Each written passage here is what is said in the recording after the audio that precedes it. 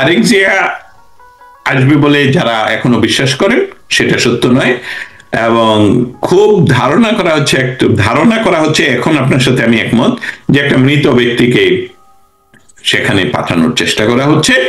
তবে সম্পূর্ণ বিষয়টার সাথে হলো নির্বাচনকে পিছিয়ে দেওয়া বা নির্বাচনকে করতে না দেওয়া, কারণ ইতিমধ্যে তাদের এই সাঙ্গপাঙ্গ যে ঘেউ ঘেউ পার্টি রয়েছে, এদেরকে আমি আসলে কোনো শব্দ দিয়ে বলতে পারি না, কারণ দে আর নট লিডার্স, তাদের কোনো যোগ্যতা নেই, তাদের কোনো, তারা পরীক্ষিত কোন রাজনৈতিক শক্তির সাথে দীর্ঘদিন সময়ে কাজ করে নেই। অতএব ওদেরকে দিয়ে বলানো হচ্ছে যে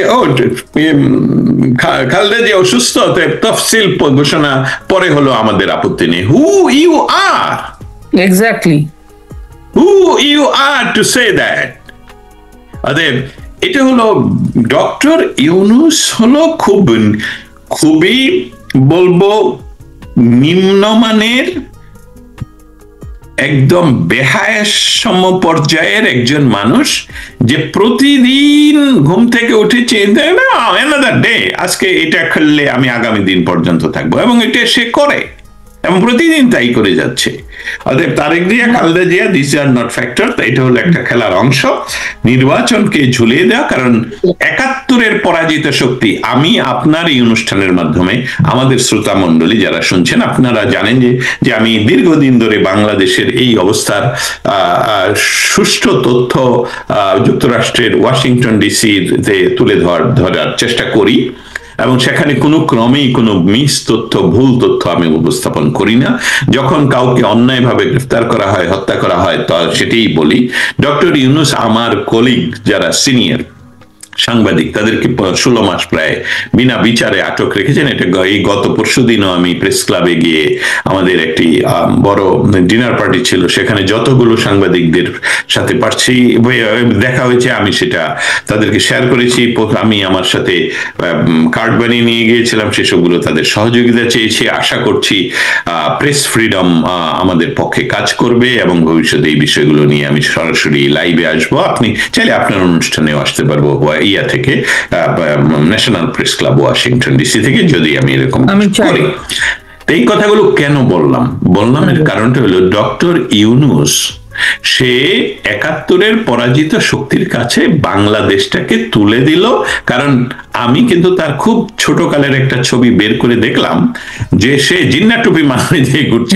এটা সেই শেয়ার করেছিলেন? হ্যাঁ, আমি শেয়ার করেছি। আমার একটা বিষয়ে আলাপের খাতিরে, মানে আমরা তো অনেকটা এখানে আলাপ করি, আমার একটা বিষয় আমার মাথায় যদি কিছু ঢোকে, তাহলে সেটা নিয়ে গবেষণা করা। এটা আমি ডক্টর ইউনূসকেও জানিয়ে রাখি, আমি কিন্তু আপনাকে প্রতিদিন বিভিন্ন জায়গায় খুঁজি, আপনার জন্ম থেকে আমি আপনাকে খুঁজি প্রতিদিন, হোয়াট ইউ আর। অতএব ওনার ওই টুপি কিন্তু আমি পেয়ে গেলাম। আমি বলি যে এক সময়ে পাকিস্তান আন্দোলনের সূচনা হলো বা ঢাকায়, কিন্তু জিন্না টুপি ঢাকায় কেউ পরে না। জিন্না টুপির অর্থ কিন্তু অন্য মিনিং, বিরাট অন্য মিনিং। বাঙালি অর্থবান মুসলমানেরা যখন পাকিস্তান আন্দোলন শুরু করে ঢাকাতে, সেই আন্দোলনের মধ্যে জিন্না ছিলেন না, যার জন্য এমনকি শেরে বাংলাকে ফজলুল হক জিন্নাকে অভিযুক্ত করেছিলেন যে তুমি আমার আইডিয়া চুরি করে নিয়েছ। There is my idea, স্বতন্ত্র ভূমি, ভারতবর্ষে স্বতন্ত্র ভূমি পূর্বে, পশ্চিমে নয়, পূর্বে হবে, এবং সেটা পাকিস্তান নয়, সেটা হবে বাংলা হবে একটি সাধারণ। তো এই যে এই জিন্না টুপি মাথায় দেওয়া ছবিটা প্রমাণ করে আপনি কি ধারণ করেন। আমি যদি আপনাকে আমার ফেসবুক আইডি দেই আর আপনি খুঁজে দেখেন, 1 ঘন্টা ব্যয় করেন, আপনার কিন্তু একটা চিত্র হয়ে যাবে, হু দিস গাই। আপনি জানেন, আমাদের দর্শকদের বলি, বিদেশে সোশ্যাল মিডিয়া দেখে যখন চাকরি দেয়, যে মানুষটা কিরকম, কি সমাচার, তাই না? সোশ্যাল মিডিয়া প্ল্যাটফর্ম গুলো প্রতিটা ইন্টারভিউ এর আগে তারা আপনার সকল সোশ্যাল মিডিয়ার অ্যাক্টিভিটিস তাদের হাতে থাকে, এবং সেখানে এই বেটা, আমি জানি না সেই ইয়াং কালে এই নামটা কিভাবে দুর্দান্ত, ফেসবুক, আপনার ফেস কিন্তু এখানে হু ইউ আর, আপনি হাইড করতে পারবেন না। যারা লক করেন, এটা দিয়ে তো বোঝা যাচ্ছে ইউ আর হাইডিং সামথিং। হ্যাঁ? আচ্ছা, আমাদের না- দস্তগীর ভাই, একটা বিষয়, জি। আমি যেহেতু নির্বাচনের প্রসঙ্গটা আসলোই, আপনি কি, আমি দুঃখিত, আমি অন্য লাইনের কথা বলছিলাম। না কোনো সমস্যা নেই, এভাবেই তো আমরা তো আসলে একটু আড্ডাও দিচ্ছি। আপনি বললেন নির্বাচন, নির্বাচন নিয়ে যে ডক্টর ইউনূসের একটা নাটক, এবং সাথে তার সাথে যে রাজনৈতিক দলগুলো আছে তাদেরও, এবং তারা বলছে যে, আমি ওই দিন একটা শোতে একজনের সাথে ছিলাম, উনি বলছেন, যিনি ডক্টর ইউনূসের সাথে আছেন রাজনৈতিক দলগুলোর মধ্যে একটা বামধারার, উনি বলছেন আমরা চাই যেন তেন ভাবে একটা নির্বাচন করে, মানে ইউনূস চলে যাক, একটা নির্বাচিত সরকার আসুক। তো যেন তেন নির্বাচন করে, যেখানে একটা প্রধান রাজনৈতিক দল আওয়ামী লীগ ব্যান, সেখানে গত 16 বছরে তো কোনো দল ব্যান ছিল না। শেখ হাসিনার 18 সালে তো খালেদা জিয়ার সাথে একটা ভিডিওই আছে যে উনি বলছেন আসতে, খালেদা জিয়া আসবেন না নির্বাচনে। তো এখন ওনারা যেন তেন নির্বাচন যেতে চান। টেলিফোন কনভারসেশন মনে আছে আপনার? তো জি, আবার জি, জি। আমি একটু আগে দেখলাম জোনায়েদ সেকেটে প্রথম আলোর, নির্বাচনের পরিবেশ তৈরি করে নির্বাচন কমিশনের বড় চ্যালেঞ্জ, জোনায়েদ সাকি। আবার ওই যে আক্তার আছে না, এনসিপি নতুন পার্টিটা, বিএনপি জামাত এখন অস্ত্রের রাজনীতির মহড়ায়, আক্তার, এরকম। তো এই দিক দিয়ে আবার সালাউদ্দিন বলছেন, বিএনপির শেখ হাসিনা দেশে বাকশাল কায়েম করেছিল। মানে রাজনৈতিক দলগুলো নির্বাচনের কথা কি তারাই আসলে চিন্তা করতে পারছে যারা ইউনূসের সাথে আছে? কারণ আপনি দেখেন, এখানে নির্বাচন নিয়ে কোনো কথা নাই, কনস্পিরেসি থিওরি নিয়ে তারা ব্যস্ত। আপনি কি এটা, আমি আপনাকে হেডলাইন গুলা, এটা জাস্ট 15 মিনিট, 16 মিনিট, 18 মিনিট আগে এক একজনের বয়ানগুলা আমি আপনাকে শোনালাম। তার মানে কি আমরা যে বলছি সেই শুরু থেকে নির্বাচন হবে না, নির্বাচন চায় না? আমার প্রশ্ন, এখন নির্বাচন যদি না হয়, তাইলেও তো ইউনূস আপাতত থাকছে। নির্বাচন যদি ইউনূসের মডেলে হয়, তাহলেও তো আহ, ইউনূস যা চাইবে, ইউনূস হয়তো রাষ্ট্রপতি হয়ে যাবে, জামাতকে বা তার পছন্দ মতো দল কিংস পার্টিকে ক্ষমতায় আনবে। ইদার ওয়েতে ইউনূসই সুবিধা। তো এই মুহূর্তে আমাদের আসলে রাষ্ট্রটা, ইউনূস থাকলে তো আমরা বুঝতেই পারতেছেন কি অবস্থা। তো এই মুহূর্তে আসলে আপনি কিভাবে দেখছেন আগামী সময়টা? কারণ ইদার ওয়েতে ইউনূস তো লাভবান হবে। তাহলে কি আপনি মনে করেন আর্মির ক্ষমতা নিলে ভালো? অনেকে জিজ্ঞেস আপনাকে জিজ্ঞেস ধন্যবাদ। করলো এখানে ইনবক্সে, আবার বলুন। মানে শেষ বলছে যে ইদার ওয়েতে তো মানে ইউনূসই সুবিধাজনক অবস্থায় আছে, হলেও সুবিধা, না হলেও সুবিধা। এবং ইউনূস দেশটাকে একদম জাহান্নাম বানায় ফেলতেছে এবং পাকিস্তান বানায় ফেলতেছে। সেই অর্থে কি মনে করতেছে অনেকে যে, তাহলে যদি আমাদের আর্মি কি ক্ষমতা নিয়ে নিলে ভালো, নাকি বাংলাদেশের মানুষ কোনোদিনও আর্মির ক্ষমতা চাইতো না, কিন্তু এখন তারাই মনে হচ্ছে বলতে, বাবা নিয়ে আমাদেরকে বাঁচাও, ইউনূস মুক্ত করো, এরকম বলতেছে, ইউনূস হটাও। সমস্যাটা, যে সমস্যাটার কথা আপনি তুলে ধরলেন বা আপনি ফিল করছেন, এই সমস্যাটা আসলে আরো জটিল। জটিল এই কারণে, যারা ক্ষমতায় বসা তারা তারা আসলে বাঘের পিঠে শোয়ার, এই জন্যে তারা থামতে পারছে না। তাদের জীবন মৃত্যুর সন্ধিক্ষণে দাঁড়িয়ে যে রকম শ্বাস নেওয়ার চেষ্টা করা হয়, নিঃশ্বাস প্রশ্বাস একটু খুব চেষ্টা করা হয় অক্সিজেনের জন্য, তারা সেই কাজটা করছে ডক্টর ইউনূস। এই জন্য আমার আর আপনার কাছে এইটা দীর্ঘ মনে হচ্ছে, কিন্তু তাদের কাছে কিন্তু মনে হচ্ছে যে আমরা যদি কোনো ক্রমে কোনো রাজনৈতিক শক্তি, এমনকি সেটা যদি বিএনপিও ক্ষমতায় আসে, তাহলে তো বিষয়টা আসবে একটা ধারাবাহিকতায়। সেই ধারাবাহিকতা যে অসুস্থ ধারণা, আমি অনেকগুলো ফ্যাক্টর, তো নির্বাচন হলো, বিএনপি ক্ষমতায় আসলো, বিএনপি ক্ষমতায় আসলে তো বিএনপি সাধারণত, বিএনপির যারা আজীবন বিএনপির সাথে রাজনীতির সাথে তাদের জীবন দিয়েছেন, সময় দিয়েছেন, তাদেরকে বিভিন্ন জায়গায় বসাতে হবে, তাই তো? এবং তাদের ভিতরে গণতন্ত্রের কিছু মানুষ হলেও তো আছে, দু একজন হলেও তো আছে হয়তোবা, কিন্তু সেই মানুষগুলোর হাতে যখন ক্ষমতা যাবে, তখন এই যে বিরোধী যাদেরকে বাদ দিয়ে নির্বাচন করা হলো, তারা কি বসে থাকবে? আওয়ামী লীগের নেতৃত্বে 15 দল আন্দোলনে নেমে পড়বে, সেটা একটা সুস্থ ধারায় চলে যাবে। সেখানে কি হবে? ইতিহাসের পুনরাবৃত্তি হবে। ঘটনাটা দেখুন, এরশাদ আন্দোলন করে পতন হলো, এরশাদকে জেলে পাঠালেন, অমুক করলেন তমুক করলেন, কিন্তু জাতীয় পার্টিকে কিন্তু কোনো সময় বাধা দিলেন না নির্বাচনে আসার জন্য, এবং নির্বাচনের একদম এরশাদকে ফেলে দিয়ে যে নির্বাচন হলো সেখানেও জাতীয় পার্টি অনেক সিট নিয়ে ইয়াতে আসেন এবং পার্লামেন্টে বসেন। ইউনূসের ভয়টা সেখানেই যে ইউনূস এবং তার এখন কিন্তু আর ইউনূস একটা মজার পজিশনে তৈরি করছে তার জন্য, সেটা হলো যে আমার একার আর দায় নেই, মানে আমি চলে গেলে আমি তো ফ্লাই করব, তোমাদের কি হবে? তোমরা যেভাবে আওয়ামী লীগকে মারছ, তারা তো তোমাদেরকে I am sorry to say চামড়া খুলে ফেলবে, জীবিত চামড়া খুলে ফেলবে। দেন হোয়াট? এই জন্য ইউনূস এই ব্ল্যাকমেইলিং করতে পারছে এভরিবডিকে। তার হয়ে যেই মানুষগুলো তার উনি ডেকে নিয়ে আসছেন, আসো আসো আমার সাথে কাজ করো, এটা কিন্তু তার গায়ে মধু মিশিয়ে দেওয়া। এই পার্টের এই ক্রাইম পার্টনার তৈরি করেছেন উনি। অতএব ইউনূস সব শান্তিতে ঘুমে বলে কি হলে অমুকটা, হ্যাঁ শেখ হাসিনাকে নিয়ে আসো, বলো যে ভারত দখল করে প্রয়োজন বোধে নিয়ে আসবো। So Yunus is in good shape. Say BNP ক্ষমতায় আসলেও চেষ্টা করবে ইয়ে করার জন্য। মৌলিক বিষয়টা হলো ক্ষমতায় যারা এখন ইয়ে করছেন তাদের সমস্যা হলো যে আমরা আসলে নির্বাচন হলে কি হবে, আমাদের কি হবে, সেফ এক্সিট আছে কিনা, কোথায় যাবে, কোন দেশে যাবে, কি করবে, এই বিষয়গুলো নিয়ে যায়। নির্বাচন হবে কিনা, দেখুন ফ্যাক্টর গুলো আপনি ডট ডট চলেন। নির্বাচন না হওয়ার বা হওয়ার কারণগুলো কি? নির্বাচনে মানুষ ক্ষমতায় আসে, মানুষ মানে রাজনৈতিক দল ক্ষমতায় আসে। অতএব ইউনূস 2007 সনে বা 8 সনে দল করে ক্ষমতায় আসতে চাইলেন, সেটা হয়নি। ইউনূস এবার রাষ্ট্র ক্ষমতা দখল করে পার্টি করলেন, সেই পার্টি আর্মির সাঁজোয়া গাড়ি দিয়ে সারা দেশ ঘুরিয়ে আনলেন, কিন্তু সাপোর্টার নেই।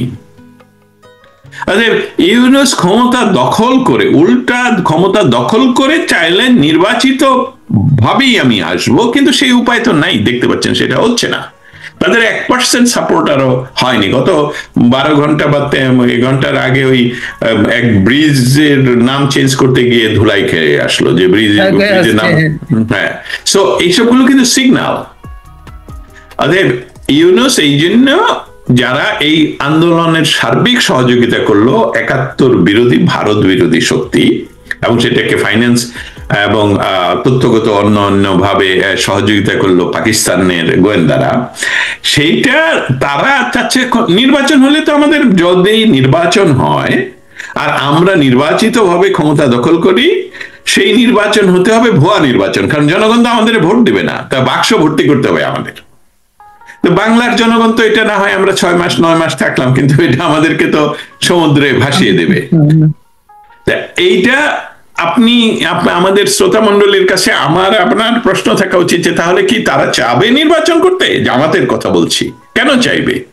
কারণ তারা এখন আর্মি চালাচ্ছে, তারা এখন ব্যুরোক্রেসি চালাচ্ছে, তারা এখন বিচার বিভাগ চালাচ্ছে, তারা নিয়োগ দিচ্ছে, নিয়োগ বাণিজ্য করছে, এবং তারা হুমকি ধামকি দিচ্ছে যে পুলিশ আমাদের কথা শুনতে হবে, মানতে হবে, উঠতে হবে, বসতে হবে, আমরা সূর্যকে নিয়ন্ত্রণ করি। জামাতে ইসলামী থেকেই আইন শৃঙ্খলা রক্ষাকারী বাহিনী এবং গোয়েন্দা সংস্থার লোক দেওয়া হবে, এরকমও তারা বলছে।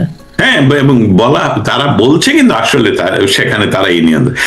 আমি যেহেতু ক্ষমতায় আছি, একটা স্বপ্ন দেখে, স্বপ্নটা হলো যে নির্বাচনের মাধ্যমে এসেছি, সেটা তারা দেখতে পাচ্ছে যে ঢাকা ইউনিভার্সিটি সহ বিভিন্ন, ঢাকা মাদ্রাসা সহ, ইউনিভার্সিটিকে আমি মাদ্রাসা বলি, ঢাকা মাদ্রাসা সহ বিভিন্ন মাদ্রাসাগুলো তারা দখল করার যে সিস্টেমে ইলেকশন ইঞ্জিনিয়ারিং করে, সেইটা জাতীয়ভাবে করা যায় কিনা, এবং সেটা যদি করতে পারে তাহলে নির্বাচন তারা দিবে, না করতে পারলে তারা দিবে না। এখন আসেন বিএনপি চায়। বিএনপি তো গত বছরের 5ই অগস্টের পরের দিনই ঢাকা শহরে সভা করে বলছে নির্বাচন দাও দ্রুত। সেই ডক্টর ইউনূস সেখান থেকে আজ পর্যন্ত দেখুন লক্ষ্য করে যে ইউনূস কিন্তু প্রতিদিনই বিভিন্ন ভাবে সেই নির্বাচনের মূলাকে বিএনপির সামনে ঝুলিয়ে রেখে এখনো পর্যন্ত আসলো। এখন সেদিন জোর করে এই অসুস্থ মানুষটাকে আপনি নিয়ে গেলেন ক্যান্টনমেন্টে। আমি দেখি আমি আমি আমি কিন্তু একদম সত্য বলছি, আমি দিনারকে বললাম, আমার ওয়াইফকে বললাম যে এই অসুস্থ লোকটাকে এত মানুষের মধ্যে নিয়ে গেল যে এটা তো ইনফেকশন একদমই নাই, হ্যাঁ কম। তো এই নিউমোনিয়া হয় সবচেয়ে বেশি এই মানুষগুলোর, নিউমোনিয়াই তো সর্বশেষ মানুষ মারা যায়, বৃদ্ধ বয়সে মানুষ মারা যায় নিউমোনিয়া, কারণ নিউমোনিয়া আপনাকে আঘাত করবেই, সবসময় করে যাচ্ছে আমাদেরকে। অতএব এটা তো পরিকল্পিত। এবং কেন তারেক আসতে পারছে না আপনারা উত্তর পেয়ে গেছেন, কারণ বিএনপি কে ক্ষমতায় তারা দিবে না, নির্বাচনে তারা দেবে না। সো নির্বাচন বাংলাদেশে যে কোনো নির্বাচন তারা করুক, এটা নির্বাচন নয়। নির্বাচন হবে তখন যখন বাংলাদেশের সকল রাজনৈতিক দলগুলো ইনক্লুডিং বাংলাদেশ আওয়ামী লীগ এবং বাংলাদেশ আওয়ামী লীগের সাথে যে 15টি বা 14টি দল রয়েছে তাদের সকলকে একসাথে নিয়ে বিএনপি জামাত বলেন সমস্ত কিছু নিয়ে একসাথে নির্বাচন হবে। কিন্তু একটি বিষয় আমাদেরকে লক্ষ্য করতে হবে, আমরা যেহেতু যুদ্ধে আছি, পৃথিবীর সময় দুই ভাগে বিভক্ত, পৃথিবীর সকল সময়ের সময় দুই ভাগে বিভক্ত। একটি হলো পিস টাইম, একটি হলো ওয়ার টাইম। একটি হলো শান্তিকাল, আরেকটি হলো যুদ্ধকাল। এই দুইটাই হলো পৃথিবীর সময় বিভক্ত। অতএব শান্তিকালে শান্তিপূর্ণ সহাবস্থান করা যায় শত্রুর সাথেও, কিন্তু যুদ্ধকালীন সময়ে আপনি আপনার সৈনিক, সে পরীক্ষিত এবং লয়াল সৈনিক বা জেনারেল যদি আপনার থাকে তার সাথে থাকবেন, আপনার অপরীক্ষিতদের সাথে আপনি থাকতে পারবেন না। অতএব বাংলাদেশের বর্তমান পরিপ্রেক্ষিতে আবারও প্রমাণিত হলো, আমি আপনার এই রেকর্ডটা ভবিষ্যতেও আমি নিজে আনতে চাই, কারণ এই কথাটা খুবই গুরুত্বপূর্ণ, সবসময় মনে করে বলা হয় না, কিন্তু ইটস ভেরি ইম্পর্টেন্ট। সেটা হলো বাংলাদেশের আবারও প্রমাণিত হলো 71 সনে যেরকম বাংলাদেশের স্বাধীনতার বিরুদ্ধে সরাসরি অস্ত্র, লোকবল, টাকা পয়সা দিয়ে বিরোধিতা করেছিল জামাত, সেই একই জামাত আজকে আবার ডক্টর ইউনূসের মাধ্যমে ক্ষমতায় বসে তারা বাংলাদেশের স্বাধীনতার সমস্ত স্মৃতি স্তম্ভ, ইতিহাস, এমনকি আমরা যে এখন বিজয়ের মাস, এটার কোনো চিহ্ন বাংলাদেশে, এটার কোনো আমেজ, এটার কোনো সমস্ত কিছু তারা বন্ধ করে দিয়েছে। তার অর্থ হলো আবার প্রমাণিত তারা বাংলাদেশ বিরোধী একটি রাজনৈতিক এবং ধর্মীয় রাজনৈতিক দল।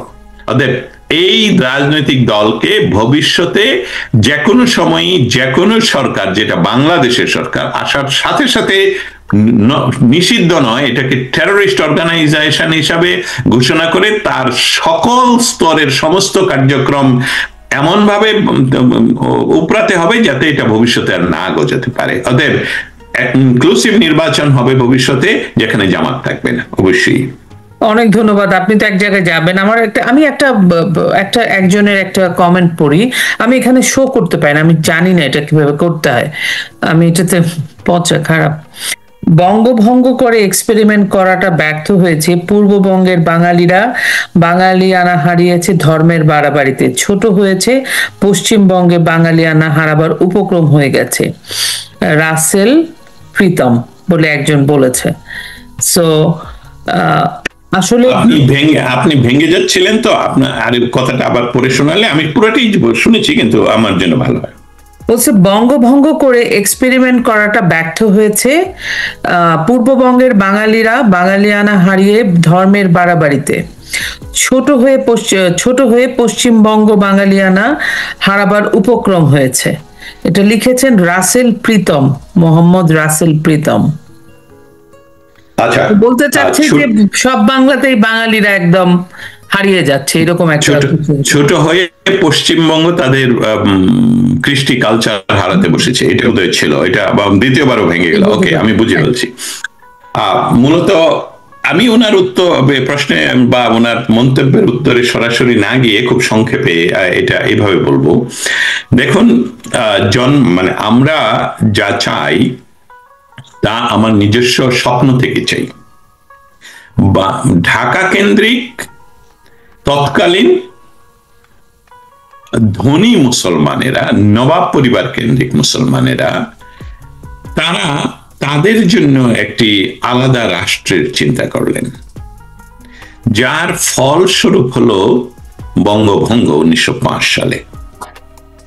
কিন্তু সেই বঙ্গভঙ্গের বিরোধিতা করলেন আমাদের বিশ্বকবি সহ বহু বাঙালি জন। এই বহু বাঙালির ভিতরে কিন্তু আমাদের মনে রাখতে হবে, বাঙালি জন বলেছি, হিন্দু মুসলমান বলিনি, বিকজ আমরা বাঙালি জন। বাংলা একটি ভূমি, যেই ভূমিতে আমাদের মুসলমানিত্ব এসেছে সর্বশেষ। এই ভূমিতে আমরা বুদ্ধ ছিলাম, আমরা হিন্দু ছিলাম, আমরা সনাতনী ছিলাম, আমরা অনেক ছিলাম, কিন্তু ইসলাম এসেছে সর্বশেষ। এবং সেটাও পারস্যদের কাছ থেকে, সেটা সরাসরি আরব থেকে নয়। আজকের যে যে যে ওয়াহাবিজম, এটা নয়, সেটা হলো আপনারা ইয়ের কথা জানেন, আমাদের পীরদের কথা জানেন, তারা সকলেই এসেছেন ইরান থেকে, এবং এই সুফিবাদের মাধ্যমেই ইসলাম আমাদের দেশে আসে। এবং এই ইসলামের মাধ্যমে যারা, মানে তারপর এই শাসক গোষ্ঠী, মানে ধনী নবাব ফ্যামিলির অংশ, তারা এই বাংলাকে ভাগ করতে চেষ্টা করলো এবং উত্তেজনা তৈরি করলো যে হিন্দু আমার প্রতিটি গ্রামের, আমি এটা গল্প না, ফ্যাক্ট, প্রতিটি গ্রামের ভার, আমাদের পশ্চিমবঙ্গ বলেন আর আমাদের পূর্ববঙ্গ বা বাংলাদেশ বলেন, এই বাংলাদেশের প্রতিটি গ্রামে আমার নেইবার, সে হিন্দু আছে, বৌদ্ধ আছে, আমরা একবারে মুসলমান আর একবারে হিন্দু আমার গ্রামে সমানই ছিল বা আছে, আমরা বাঙালি। তার অর্থ হলো সেই যে বাঙালি জন বঙ্গভঙ্গ রদ আন্দোলনে যোগদান করলেন, তার ফলশ্রুতিতে 1906 সালে বঙ্গভঙ্গ রদ হয়ে গেল। কিন্তু মৌলিক যে একটি আচর, আমার শরীরে যখন কাটা দাগ হয়, এটা মিশে যায় না, মানে আমি বলছি এটা ঠিক হয়ে যায় হয়তো বা, কিন্তু এটা ঠিক হয় না, এই দাগটা থেকে যায়। সো এই 1905 সালের এই যে বঙ্গভঙ্গ, সেটার রেশ ধরে তারপরে 1940-এর লাহোর প্রস্তাব, সেই লাহোর প্রস্তাবে প্রস্তাবটা করে বাঙালি মুসলমানেরা, নট পশ্চিমা কোনো মুসলমানেরা।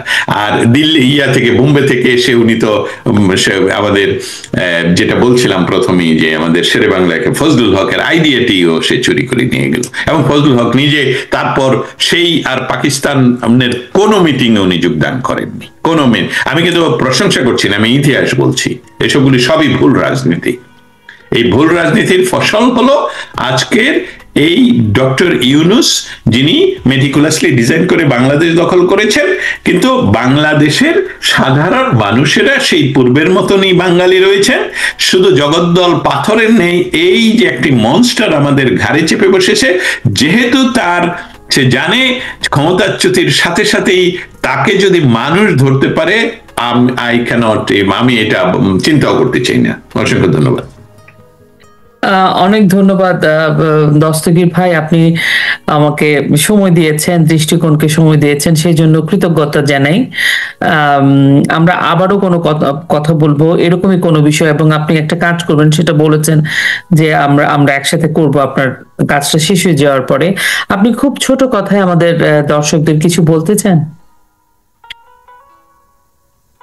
একটু স্বস্তির কথা বলেন, কারণ আপনি আছেন একটা গুরুত্বপূর্ণ জায়গায়, সেই জন্য। না, বর্তমান আমরা যেখান থেকে, মানে বিষয়টা খুব সংক্ষেপে বললেও বলাটা বিয়ে হবে না, মানে ঠিক হবে না। সেটা হলো আমাদের ওয়াশিংটন ডিসিতে পলিটিক্স এন্ড পলিসি, ডিপ্লোমেসি, এটা একদিনে চেঞ্জ হয় না, এটা একদিনে চেঞ্জের বিষয় না। আর বাংলাদেশের বর্তমান প্রেক্ষাপট আমেরিকার জন্য তেমন কোনো মাথা ব্যথার কারণ নেই, কারণ সেখানে ভারতবর্ষ রয়েছে তার বন্ধু হিসাবে। যেহেতু ভারতবর্ষ বন্ধুত্ব রক্ষা করে, ভারতবর্ষের বন্ধুত্ব আমেরিকা রক্ষা করতে চায়, অবশ্যই চায়। এটার অনেকগুলো ফ্যাক্টর, এটা অন্যদিন আলাপ করব। এটা শুধুই রাজনৈতিক ফ্যাক্টর নয়, এটা শুধুই ভৌগোলিক ফ্যাক্টর নাই। আমেরিকা পৃথিবীর অনেকগুলো এমনকি ক্ষুদ্রতম রাষ্ট্রের সাথেও তাদের সুপার সম্পর্ক রাখতে হয়, কারণ আমেরিকার বিভিন্ন জায়গায় বিভিন্ন ভাবে সেই দেশের মানুষেরা এই দেশটা পরিচালনা করে। অতএব এটা একটা ইঙ্গিত থাকলো এখানে। আরেকটা হলো ভারতকে বাদ দিয়ে, ভারতকে উস্কিয়ে বাংলাদেশে আমরা বাংলাদেশকে যে, মানে এই কথাটা আপনি বলাতে আবার সংযোগ করতে হচ্ছে, বাংলাদেশের জন্মের পর বঙ্গবন্ধুকে হত্যা করে পাকিস্তানিদের হাতে ক্ষমতা ফিরিয়ে দেওয়া হলো, বাংলাদেশকে ধ্বংস করা হলো, একটি ব্রিজও তৈরি হয়নি, শিক্ষার মান উন্নয়নে হয়নি, কারো কিছু হয়নি। আমি ঢাকা থেকে মাত্র 70 কিলোমিটার দূরে থাকি, আমার গ্রাম। আমার স্কুল জীবনে ঢাকাতে আসতে আমার বাবা পণ্ডিত গোলাম সত্তার ভোরে আজানের সময় উঠিয়ে হলার বাসে উঠিয়ে দিতেন। সেই বাস করে নরসিংদী শিবপুর হয়ে ঢাকায় পৌঁছতে সন্ধ্যায় সূর্য অস্ত হতো। এই সমস্ত কিছুকে 2 ঘন্টার ভিতরে নিয়ে আসলেন এই শেখ হাসিনার সরকার, একমাত্র সরকার। এবং এই যে মিরাকল উনি তৈরি করলেন, এই মিরাকলকে এখন গত 15 মাসে ধ্বংস করে এমন একটি পর্যায়ে নিয়ে গেছে যে ব্যবসায়ীরা হাহাকার করছে। বিশ্ব ইকোনমিক ব্যবস্থায় বাংলাদেশের মান অনেক নিচে চলে গেছে। আমি আর এটা লম্বা করব না। ভবিষ্যৎ আমাদের উজ্জ্বল, কিন্তু আমাদের সঙ্গবদ্ধ থাকতে হবে, কোনো ক্রমেই কোনো মেটিকুলাসলি ডিজাইন, এবং আমি স্পেশালি বলবো ধর্মীয় উন্মাদনা যাতে আপনাকে আক্রান্ত না করে। কারণ ধর্ম আপনার কাছে, আমার ধর্ম আমার কাছে। আমি যদিও এইভাবে আমি কিছুই জানি না, আমি এই শব্দগুলোর অর্থও জানি না, কিন্তু এখন কথা বলতে গিয়ে কিছু কিছু এই আরবি সেন্টেন্স গুলোকে আমার ট্রান্সলেট করতে হলো। সেটা হলো লাকুম দীনুকুম ওলিয়া দিন। What is that? That is তোমার জন্য তোমার ধর্ম, আমার জন্য আমার ধর্ম। হ্যাঁ, তাহলে আমাদেরকে, আমাদের বাংলাদেশ, বাঙালির বাংলাদেশ, এটা আওয়ামী লীগ, আমি আরো একটা কথা বলতে চাই। আওয়ামী লীগ আমলে 16 বছরে বা 17 বছরে এই সমালোচকেরা সব সময় বলতেন বঙ্গবন্ধুকে তা আমরাও ভালোবাসি, বঙ্গবন্ধু তো আমাদের। কিন্তু এই আওয়ামী লীগ বঙ্গবন্ধুকে দলীয় করে ফেলেছে। আচ্ছা, এখন তো আওয়ামী লীগ 15 মাস ক্ষমতায় নেই, তাহলে আপনারা বঙ্গবন্ধুকে শ্রদ্ধা দেখাচ্ছেন না কেন? তাহলে কেন আপনারা বঙ্গবন্ধুকে জাতির পিতা মানছেন না? তাহলে কেন আপনারা প্রমাণ করছেন না যে আওয়ামী লীগ বঙ্গবন্ধুকে দলীয়করণ করেছিল, আমরা নয়, আমরা বঙ্গবন্ধুকে জাতির পিতা হিসেবে সম্মান দিয়েছি। এই দেখো 32 নম্বরকে টাচ করতে দেইনি, এবং যারা করেছে তাদেরকে আমরা গ্রেফতার করেছি। স্বাভাবিক দেশের, প্রতিটি দেশের, পৃথিবীর প্রতিটি দেশের প্রতিটি নাগরিকের মৌলিক অধিকারের মাঝে পড়ে সম্পত্তির অর্জন এবং সেটা নির্ভেজাল উপভোগ করা। এই যে 32 নম্বর, এটা তো কোনো ব্যক্তির সম্পদ না, এটা বাংলাদেশ গভর্নমেন্টের সম্পদ। সেই সম্পদকে যে ধ্বংস করা হলো, এর বিরুদ্ধে কি বাংলাদেশ সরকার কোন ধরনের আইনি ব্যবস্থা নিয়েছেন? কোন কেস হয়েছে কোথাও? আজকে ডিসেম্বরের 6 তারিখ, আমাদের দর্শক শ্রোতা, আপনাদের কাছে আমি এটা আবেদন রাখলাম, ডিসেম্বরের 6, 2025 এর মাঝে এই 32 নম্বর ভাঙ্গা নিয়ে যদি কোনো ভাবে কোনো আইনি ব্যবস্থা বা কোনো কেস বাংলাদেশের বর্তমান অসাংবিধানিক সরকার করেছেন, তাহলে আমাদেরকে জানাবেন। আমরা জানি করেনি। অতএব এটা একটা বিরাট আইনি লঙ্ঘন। অতএব এইটা কোনো সুস্থ সরকার নয়। সরকার কি করবে? আইন কি বলে তো সরকারই করিয়েছে, তো সরকার কি আর কেন মানে? হ্যাঁ, না, মানে এই প্রশ্নটা তো আমার ইয়েতেই রয়ে গেল, যে তার অর্থ হলো যে তারা আইন মানে না, তারা হলো যে আমরা ক্ষমতা দখল করে আছি, যতদিন পারি থাকবো, তারপর কিছু চলে যাব, কিছুই হবে। প্রতিটি ছেলে যাদের কিছুই ছিল না, এখন তারা জৌলস ভাবে বিয়েটা সমাপন করছে। হোয়াট এ সিরিয়াস, বড় বড় গাড়ি থেকে নামে। হ্যাঁ, প্রতিটি ছেলে, তাদের স্কুল কলেজের খবর নেই। শিক্ষা ব্যবস্থাটাকে সম্পূর্ণ ধ্বংস করা হয়েছে, সম্পূর্ণভাবে ধ্বংস করা হয়েছে। অতএব বাংলাদেশের একটা বিরাট জেনারেশন আসবে, বিরাট একটা জেনারেশন সামনে আসছে যারা আসলে শিক্ষার মূল্যটাই বুঝবে না, এবং এটা আমাদের জন্য খুবই খারাপ একটা লক্ষণ। ভয় দেখাচ্ছে ভারত থেকে শেখ হাসিনাকে নিয়ে আসবে, কামালকে নিয়ে আসবে, অমুককে নিয়ে আসবে। যেটা করবে, বাংলার প্রবাদে রয়েছে, যত গর্জে তত বর্ষে না, খালি কলস বাজে বেশি। সো ওনারা যেটা করবে এটা তো বলার প্রয়োজন নেই, এটা করে দেখাই দেখ। শেখ হাসিনা তো বলে নাই ভারত থেকে একজনকে নিয়ে সে ফাঁসিতে ঝুলিয়ে দিয়েছেন, এটা বলেন নাই। এবং আজও জানি না তাকে কি নিয়ে এসেছিলেন কিনা, না সে নিজেই ঢাকায় ঘুরতে এসেছিলেন। তাহলে একটা ডিফারেন্ট বিষয় নিয়ে কথা বলি। আপনি জানেন যে খালেদা জিয়া ভীষণভাবে অসুস্থ, তিনি কয়েকদিন যাবত উনি জীবিত না মৃত সেটা নিয়ে একটা স্পেকুলেশন চলছে, কথাবার্তা চলছে। তারপরে ওনার ছেলের বউ বাংলাদেশে গেছে, ওনাকে নিয়ে এয়ার অ্যাম্বুলেন্স রেডি, কাতার থেকে পাঠানো হবে। এখন শোনা যাচ্ছে যে এয়ার অ্যাম্বুলেন্স জটিলতা, আবার তারেক রহমান আসবে আসবে এরকম একটা ভাব ছিল, এখন আবার আসবে না। এর মাঝখানে একটা কথা যেটা ভীষণভাবে আসছে যে তারেক রহমান আসন্ন নির্বাচনে, তারেক রহমান আবার 3টা সিটে মনোনয়ন পত্র নিয়েছেন, উনি ইলেকশনও করবেন, তার স্টেটাস সবকিছু মিলিয়ে এই যে খালেদা জিয়ার, এখন বলতেছে যে খালেদা জিয়ার ছেলের বউ গেছিলেন যে ওনাকে নিয়ে লন্ডন যাবেন, কিন্তু শোনা যাচ্ছে যে ভেতরে তাদের রাজনৈতিক দলের ভেতরে নেতাকর্মী অনেকে চাচ্ছেন না খালেদা জিয়া দেশের বাইরে যাক, এরকম কিছু, বা ইউনূস সরকার যেতে দিতে চাচ্ছে না। সবই কিন্তু শোনা কথা, মানে যেহেতু ওনারা সব ক্লিয়ার করছেন না কিছু, সেহেতু শোনা কথা। এই বিষয়টাকে আপনি কিভাবে ব্যাখ্যা করবেন? আপনি কিভাবে? প্রথমতই বলি, সকল কথাই শোনা কথা। আমার আর আপনার কাজই হলো শোনা কথাকে বিশ্লেষণ করা এবং সেখান থেকে মানুষকে রিয়েল তথ্যটা যাতে পৌঁছে দিতে পারি। একটু আগেই বলছিলাম আমরা জয়শঙ্করের কথা। জয়শঙ্কর একটি দুর্দান্ত কথা বলেছেন গত 4-5-6 ঘন্টা আগে, মানে ইন্ডিয়ান টাইমে। উনি বলেছেন, আমরা শুনছি বাংলাদেশের মানুষ, বিশেষ করে বর্তমান শাসক গোষ্ঠী অভিযোগ করছেন আগের নির্বাচন প্রক্রিয়ায় সমস্যা ছিল। যদি নির্বাচন নিয়ে আপত্তি থাকে তাহলে প্রথম কাজ হওয়া উচিত একটি সুষ্ঠু নির্বাচন আয়োজন করা। এটা বলেছেন জয়শঙ্কর। কোথায় বলেছেন এটা? উনি মানে আসছে নিউজে থেকে, কিন্তু উনি ভারতে অবশ্যই উনি ওনার মন্ত্রণালয়ের বা কোথাও বলেছেন। এখন বিষয়টা হলো যে বাংলাদেশে আমরা সব আন্দোলন করলাম সুষ্ঠু নির্বাচনের জন্য, গণতন্ত্রের জন্য, কিন্তু ওই দিকে আলাপ নেই। এখন বাংলাদেশের মৌলিক আলাপ কোথায় নিয়ে গেলেন? এক ব্যক্তির কাছে 18 কোটি মানুষকে জিম্মি করে ফেললেন। সেই ব্যক্তিটাকে খালেদা জিয়া। খালেদা জিয়া অসুস্থ বা সুস্থ সেটা আজকের আলোচনার বিষয় নয়, কিন্তু আমাকে বলতে হচ্ছে বয়সের কারণেই উনি অসুস্থ। বয়স একটা বড় ফ্যাক্টর। আমার বাবা যখন অসুস্থ হয়ে পড়লেন তো সেটা ডাক্তার বলে দিলেন যে ওইটা তো বার্ধক্যজনিত রোগ, এবং উনি বার্ধক্যজনিত রোগে। এখন এই ব্যক্তিটাকে বিশেষ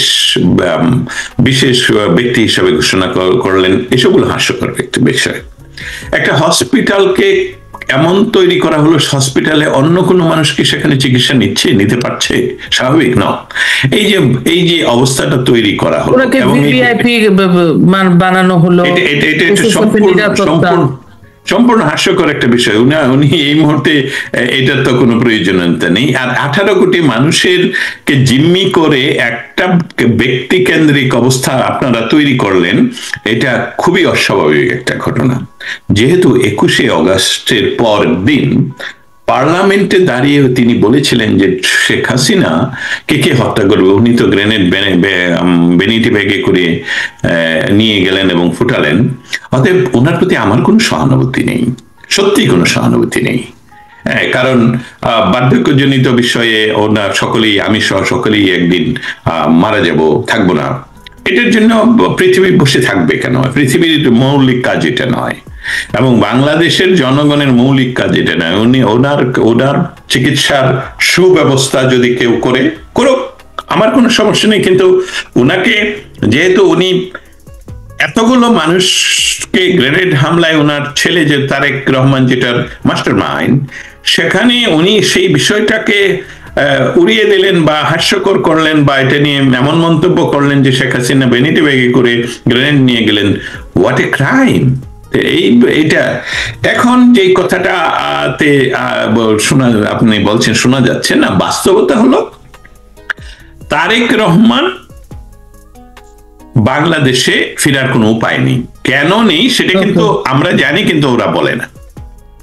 তারেক রহমান যদি বাংলাদেশের মানুষের নেতৃত্বে দিতে হয়, তাহলে তো তাকে অ্যাক্টিভলি, মানে এর চেয়ে বড় সুযোগ তো আর নাই তার, এর যে বড় সহজ সুযোগ তো তার আসবে না। কিন্তু তারপরেও যেহেতু সে আসছে না, তার মানে তার লিগালিটিতে এবং অন্যান্য অনেক বিষয়ে তার এমন বাধা রয়েছে যেটা সে ডিঙ্গাতে পারছে না, বলতে পারছে না। তাতে আরো হজবরল তৈরি করলো এসব কিছু বলে। এখন মানুষ তাকে নিয়ে গবেষণা করে দেখছে যে আসলে সে ব্রিটিশ নাগরিক। আইনের কোনো বাধা নেই, ব্রিটিশ নাগরিক হলে যে বাংলাদেশের নাগরিকত্ব তাকে ছেড়ে দিতে হবে এরকম কোনো আইনি বাধা নেই। কিন্তু সে যদি বাংলাদেশ পরিত্যাগ করে থাকে, আমি একটা কথা বলি, যারা আমাদের কথা শুনছেন এবং আমাদের মাঝে যারা আইনজীবী রয়েছেন তাদেরকে বলছি, একটা ক্লু দিচ্ছি।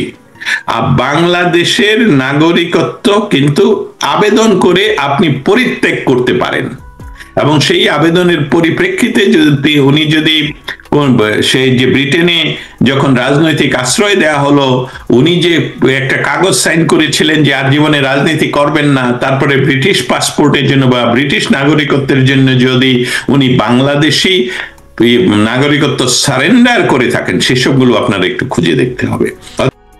যেহেতু ডক্টর ইউনূস নিজেই বলেন যে এটা আকাশ থেকে উড়ে আসেনি, হঠাৎ করে আসেনি, অতএব ডক্টর ইউনূস যখন আমার মনে হয় 6 অথবা 7ই অগস্ট ভারতের গণমাধ্যমে দেয়া প্রথম সাক্ষাৎকারে শপথের পূর্বে উনি বললেন যে 7 সিস্টার্স এবং ওয়েস্ট বেঙ্গল, বার্মা, এসবগুলোতে অশান্তি বিরাজ করবে, অশান্ত থাকবে যদি ভারত বাংলাদেশ বিষয়ে নাক গলায়। এটা তো তাদের হঠাৎ করে আসেনি আকাশ থেকে, পূর্ব পরিকল্পিত। এখন আজকের সর্বশেষ সংবাদ যদি আপনি দেখেন, সেটা আমি করেন অ্যানালাইসিস, মানে সেটা অ্যানালাইসিস করবেন তো বটেই, করবো তো বটেই, কিন্তু এটার সাথে সম্পৃক্ত থাকে। আজকের সর্বশেষ সংবাদটা বলে, সর্বশেষ সংবাদ হলো পাকিস্তান চেষ্টা করছে ভারতকে বাদ দিয়ে বাংলাদেশকে সাথে নিয়ে চায়নার সাথে ওইখানে একটা প্যাক্ট তৈরি করার, ইন্দো প্যাসিফিক জোনে। যদিও ইন্দো প্যাসিফিক জোনে পাকিস্তান পড়ে না, বাট এটা কারণ রাশিয়ার প্রেসিডেন্ট এই মুহূর্তে ভারতে আছেন, এবং আমরা বিশ্বাস করি আর না করি, পৃথিবীতে গণতে হলে ভারতকে গণতে হয়। রাশিয়া এবং ভারত যখন একসাথে থাকে, তখন 71-এর যে আমাদের স্বাধীনতা, তখন এত দ্রুত হওয়ার এই যে কেমিস্ট্রি তো দেখা যাচ্ছে। অতএব পাকিস্তান যে কাজটা বাংলাদেশের পালিত পোষ্য, কি বলবো, পালিত পুত্রদেরকে নিয়ে দিয়ে যে কাজটা করাচ্ছে ভারতেরকে উস্কানোর জন্য, ভারতের পলিটিশিয়ানরা, আমার কথায় যদি কেউ ধরে নেন যে আমি ভারতের প্রশংসা করছি, দ্যাটস নট কারেক্ট স্টেপটা হলো, ভারতের সাথে আমাদের সবচেয়ে বড় বর্ডার রয়েছে। ভারত আমাদের একমাত্র নেইবার, যেই নেইবার যে কোনো ডিসিশনে আমাদের এফেক্ট করবে, পানি, খাবার, স্বাস্থ্য, চিকিৎসা, এভরিথিং। আমরা কোন ক্রমেই তাদেরকে ডিঙ্গিয়ে এই বাংলাদেশে কিছু আনতে পারবো না, আমরা এটাকে বাইরে দিতে পারবো না। যেমন ডক্টর ইউনূস, আমি ওদেরকে আসলে মাঝে মধ্যে মনে করি যে কারণ এরা বয়স হয়েছে কিন্তু এরা পরিপক্ক হয়নি, কারণ ভারতকে বাদ দিয়ে ভুটানে উনি মাল পাঠিয়ে দিলেন, সেই মাল এখন ভারত দিচ্ছে না। মানে এটা তো একটা পরিপক্কতার বিষয় রয়েছে, যে এরকম কি যে না দেখো ভারত নানা কায়দায় আর কি ভারত তো যেতে দিতেছে না, এরকম কিছু শিশু তো, যেটা আপনি বলেন অপরিপক্ক কাজ কারবার, বা আবারও বাংলাদেশের মানুষকে দেখানো যে ভারত কোঅপারেট করছে না বা কিছু। আমি এই লাইনে এটা মনে করছি না, আমি মনে করছি তারা মনে করলো যে এটা সেই দেখাবে পাঠিয়ে, কারণ এগ্রিমেন্ট তো শেখ হাসিনা সরকার করে গেছে যে ভারতের উপর দিয়ে আমরা মালামাল ভুটানে পাঠাতে পারবো। কিন্তু যেহেতু ভারতের সাথে তাদের সম্পর্ক অবনতি করলো এই সরকার বা এই এই এই অসাংবিধানিক সরকার, আমি সরকার বলি না, এটা প্রতিষ্ঠিত হয়ে যায়, এই অসাংবিধানিক সরকার, তারা মনে করলো যে এগ্রিমেন্ট তো আছেই, কিন্তু ভারত 7 মাস আগেই বাতিল করে দিয়েছে যে আমাদের ল্যান্ড ব্যবহার করে তোমরা কোনো কিছু কোথাও পাঠাতে পারবে না। কলকাতা বন্দর বাংলাদেশকে ব্যবহার করতে দিত। আমি এখন এই প্রথম আলাপটা এভাবে শেষ করব, আপনার প্রশ্নের উত্তর দিয়ে একটা সাথে একটা যুক্ত করব। ভারতের কে প্রধান শত্রু মনে করেই তারা ভারতকে উস্কাতে চায় এবং ভারতকে এগ্রেসরে আনতে চায়, যেটা ভারত 71 সনেও দেখিয়েছে যে তারা আন্তর্জাতিক আইন লঙ্ঘন করে এগ্রেসর হবে না। এবং তারা খুব ভালো করে, কারণ আমি বলবো যে পাকিস্তান চলে বুট দিয়ে, আর্মি দিয়ে, with deep respect to all army in the world. আর্মিরা সিভিলিয়ান নন, ওনারা গবেষণার সাথে যুক্ত নন, ওনারা প্রোটেকশনের সাথে যুক্ত। ওনাদের লক্ষ্য হলো শুধু সম্মুখ, পশ্চাতে নেই, আর হাফ এ লিগ অনওয়ার্ড, এটা তাদের ট্রেনিং। কিন্তু আমরা যারা গবেষণা করব, পলিটিক্যাল অ্যানালাইসিস করব, ডিপ্লোমেসি অ্যানালাইসিস করব, তাহলে বুঝবো যে আন্তর্জাতিক আইনে কি এগ্রেসর কাকে বলে। আর্মিকে যদি পলিটিক্যাল পাওয়ার অর্ডার দেয় যে, যেটা বললাম লীগ, সামনে যাও, তাহলে তাদের আর চিন্তার কোনো উপায় থাকে না। We have to go cross the border, attack them. কিন্তু সেই অ্যাটাকের যে অর্ডারটা আসবে পলিটিশিয়ানদের কাছ থেকে, তারা তো পলিটিক্স, পলিসি, ডিপ্লোমেসি এই বিষয়গুলো নিয়ে চিন্তা করবে যে আমি কি অ্যাগ্রেসরে হয়ে যাব কিনা। আমি অতএব বাংলাদেশেও এখন দেখতে পাচ্ছি ডক্টর ইউনূসকে মানুষ এক সময় বিশ্বব্যাপী, বাংলাদেশেও প্রচন্ড, এবং আওয়ামী লীগের ভিতরে আমি মনে করব অনেক মানুষই শেখ হাসিনাকে অ্যাডভাইস করতেন, আওয়ামী লীগের শেখ হাসিনার খুব কাছাকাছি মানুষরা অ্যাডভাইস করতেন যে আপা ছেড়ে দেন না ওকে, এরকম একটা ভাব ছিল যে। কিন্তু শেখ হাসিনাই যে সত্য ছিলেন, যে উনি চিনতে পেরেছিলেন যে এটা নট অনলি বকধার্মিক, এই অর্ধ শিক্ষিত, সে জানে না, সে পলিটিক্স জানে না, ডিপ্লোমেসি জানে না, তা বাংলাদেশে কিছুই জানে না।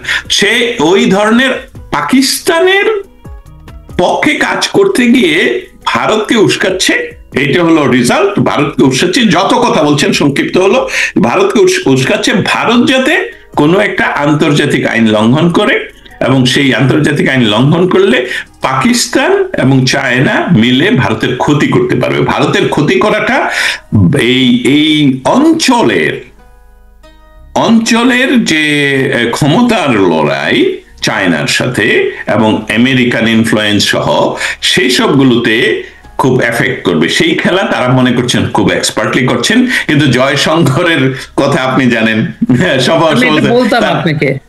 হ্যাঁ, তারা কত ধীর স্থির উত্তর দিচ্ছে, তারা কোনো আক্রমণাত্মক মিলিটেন্ট কোনো ওয়ার্ড ব্যবহার করছে না। আর যে সকল অপাংতেয়, আমি বলবো অপাংতেয়, আব্দুল হক বলছেন, কর্নেল আব্দুল হক, যেমন গোলাম আজমের পুত্র, তারা রাওয়াতে বসে যে বলছে যে 7 সিস্টার ভাগ, কথাটা এইভাবে বলি, 7 সিস্টার আপনার স্বপ্ন দেখেন ভাগ হয়ে গেছে, তারপর আমাদের কি হবে, আমাদের কিসের শান্তি হবে? 7 সিস্টার ভাগ হয়ে তো তারা সুপার পাওয়ার হয়ে যাবে না। 7 সিস্টার থেকে ইন্ডিয়া কি আসলে রেভিনিউ পায়, না সেখানে উল্টা ইনভেস্ট করতে হয়? We have to think about that. So আমার যদি খরচ বন্ধ হয়ে যায়, তাহলে তো আমি আরো ধনী হয়ে যাই, আমার আরো সম্পদ বাড়বে, অনেক কিছু ফ্যাক্টর আছে। আর দ্বিতীয়ত এখন যেটা বলতে চাচ্ছিলাম সেটা হলো যে পাকিস্তানের সাথে বাংলাদেশ প্যাক্ট হওয়াতে বর্তমান বিশ্বে বাংলাদেশের সাধারণ মানুষের খুব দুঃসময় যাচ্ছে। যেমন পাকিস্তানি ছাত্রদেরকে ব্রিটেনে এমনকি আমাদেরও দিয়েছে, হ্যাঁ, এটা হলো কানেক্টিভিটির জন্য। এবং আমি আমেরিকান সবচেয়ে জনপ্রিয় প্রেসিডেন্ট, আমি বলি রেগানের পর সবচেয়ে জনপ্রিয় প্রেসিডেন্ট ডোনাল্ড ট্রাম্প, আমি আশা করি তিনি আমার কথাগুলো শুনবেন এবং বাংলাদেশের উপর যাতে, কারণ 19টি দেশকে ইতিমধ্যে উনি নিষিদ্ধ করেছেন, ভিসা, ইমিগ্রেশন, সমস্ত কিছু। তারপর আরো এটা এক্সটেন্ড করার খুব সম্ভাবনা রয়েছে, 32টা দেশ হবে। আমরা সকলেই আমরা যাতে এটা পৌঁছাই হোয়াইট হাউসে, যে বাংলাদেশ ডক্টর ইউনূসের বাংলাদেশ নয়, বাংলার মানুষ শান্তিপ্রিয় মানুষ, বাংলাদেশের মানুষ আইন মানা মানুষ, এবং বাংলাদেশি ইমিগ্রেন্ট যারা ইউনাইটেড স্টেটসে আসছেন তারা সকলেই আইন মেনে, নট অনলি যে তারা ছোট ছোট জব করছেন, তারা ডাক্তার, বিজ্ঞানী, আইনজীবী, নাসা সহ ইউ নেম ইট এভরিওয়্যার, এবং হোয়াইট হাউসে আমাদের ইয়াং স্টুডেন্টরা কাজ করছে। সো এটা যাতে আমাদের উপর এই দুর্যোগটা ডক্টর ইউনূস না নিয়ে আসেন। এখানে একটা প্রশ্ন আমার আছে, আপনি যেটা বললেন অবশ্যই আমরাই চাই, যে কারণ বাংলাদেশি প্রচুর বাংলাদেশি আমেরিকাতে আছে, এবং বছরের পর ইয়ার আফটার ইয়ার তারা বিভিন্ন শ্রেণী পেশায় আছে। আমারই ক্লোজ ফ্রেন্ডরা আছে বিভিন্ন ইউনিভার্সিটি টিচার, আমার হাজবেন্ডের ফ্রেন্ডরা তো সবাই ইউনিভার্সিটি টিচার, নাসাতে কাজ করছে পর্যন্ত, সবই ঠিক আছে। কিন্তু আপনি যদি এটা তো গেল আমার দেশ বলে আমি বলছি, কিন্তু এই যুক্তরাষ্ট্র থেকেই কিন্তু এই যে ইউটিউবে ভয়ঙ্কর ভাবে বিদ্বেষমূলক কথাবার্তা, সন্ত্রাসী কথাবার্তা, এবং এটা আজকে থেকে না, এইগুলো যখন নাকি একটা থ্রেশহোল্ডের মধ্যে, একটা স্কুল মানে একটা ইয়ার মধ্যে আসবে, এটাকে কি বলবে, সার্ভিলেন্সের মধ্যে আসবে, তখন কিন্তু এইটা কি আপনারা মনে করেন যে, কারণ এড়ানোর তো সুযোগ থাকবে না, এই যে ভিসা সুবিধাগুলো বন্ধ হয়ে যাচ্ছে, আমাদের পাসপোর্টের মান কমে যাচ্ছে, আমাদের রাষ্ট্রর মান নেমে যাচ্ছে, এটার তো একটা কারণ আছে দস্তগীর ভাই। এখন আমরা চাইবো যে আমাদের দেশের বাংলা যুক্তরাষ্ট্রে যারা আছে তারা যেন ভালো থাকে, তাদেরকে যেন বের করে দেওয়া না হয়, বা যাদের কাগজপাতি নাই, বা ভিসা যেন খোলা থাকে। কিন্তু আমার কর্মকাণ্ডও তো একটা ব্যাপার, তাই না? আমি যদি অসামাজিক কর্মকাণ্ড, যেটা নিরাপত্তার জন্য হুমকি, বাংলাদেশ তো না, এটা তো যুক্তরাষ্ট্র বা যুক্তরাজ্য, ওরা এটা শুনবে কেন? যে যদি দেখা যায় না এই স্পেসিফিক কান্ট্রির মানুষগুলো এই কর্মকাণ্ড দিনের পর দিন করছে, উস্কাচ্ছে, সন্ত্রাসী কথাবার্তা বলছে, তো এগুলা বললে এখন তারা এটাকে মানে ওরা তো ওরা তো ওদের মতো দেখবে না। আমি আমেরিকার কথা বলছি, আপনার দেশের কথা বলছি যেখানে আছেন। আমি এখানে আপনাকে কি ধরনের উত্তর দিব সেটা আমি আসলে বুঝতে পারছি না। আমি শুধু এটা বলছি যে যাদের কথা মেনশন করছেন, সন্ত্রাসী কর্মকাণ্ড, অন্য দেশের মানুষকে উস্কিয়ে দেয়া, 32 নম্বর সম্পদ ভাঙচুর, মানুষ হত্যা, এসবগুলো উস্কানো দেওয়া হচ্ছে।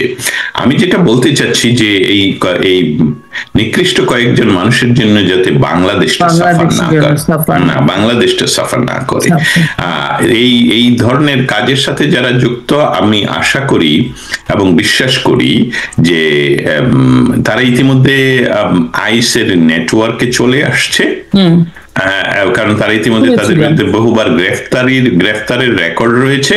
সো ওয়ান ডে আপনি দেখবেন যে হয়তোবা কোনো বড় ধরনের এদের জন্য বড় ধরনের কিন্তু এটা খুব চুনিপুটি বিষয়টা আর কি।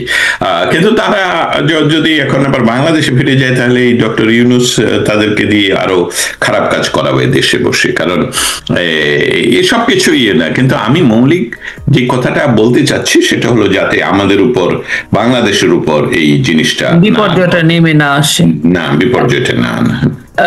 দস্তগীর ভাই, একটা বিষয় জানতে চাই, আপনি যেটা জয়শঙ্করের কথা বলছিলেন, আমি আসলে উনি একটা শোতে একজন অ্যাঙ্কর যখন জিজ্ঞেস করছিলেন, তখন উনি বলেছিলেন যে শেখ হাসিনার প্রত্যাবর্তন বা নিয়ে যাওয়া, তার রিজন হচ্ছে, আপনি শুনে থাকবেন ডক্টর ইউনূসের প্রেস সচিব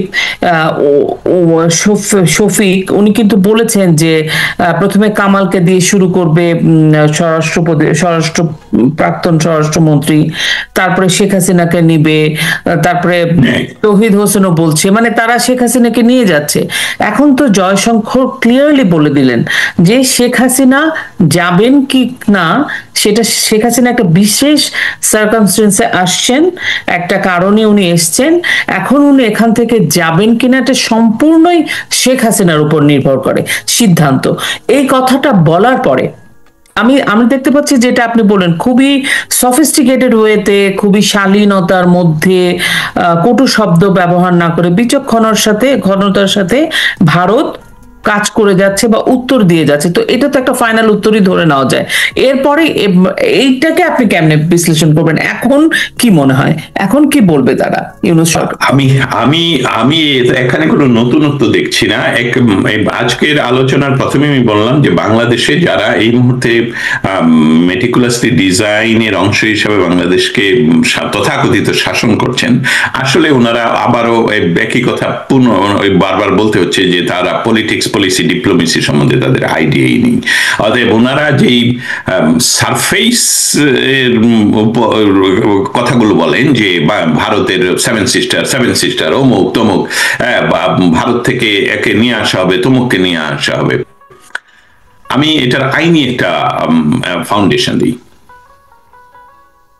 পৃথিবীতে সার্বভৌম রাষ্ট্র তার বাহিনী দিয়ে আইনকে প্রয়োগ করতে পারে, যার জন্য বাংলায় একটা শব্দ আছে আইন প্রয়োগকারী সংস্থা। কিন্তু ইন্টারস্টেট, ইন্টারন্যাশনাল কোন আইনকে প্রয়োগের কোন বাহিনী নেই। সেটা হলো একটা চুক্তি। এই চুক্তিটা হয় আমার সাথে, আমি একটা রাষ্ট্র, শায়লা আহমেদ লোপা একটা রাষ্ট্র, আমি আপনার সাথে চুক্তি করলাম আজকে 10টায় আপনার সাথে টক শোতে আসবো। If I don't come, there is no enforcement.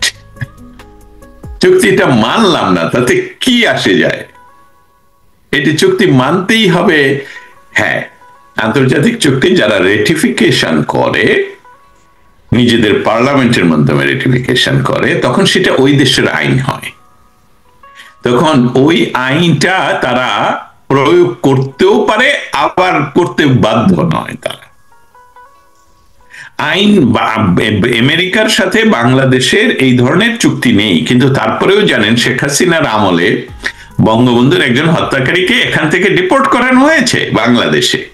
So এটা কিন্তু কোনো আইন, এমন কোন আন্তর্জাতিক আইন আমেরিকার সাথে নয়। অতএব তারা যে কথাগুলো সাধারণ, আমি বলবো যে দুঃখজনক অবস্থাটা হলো যে বাংলাদেশের প্রায়, আমি বলবো প্রায়, আমি সংখ্যাটা ইগনোরই করলাম, বললাম না, অনেক মানুষ যারা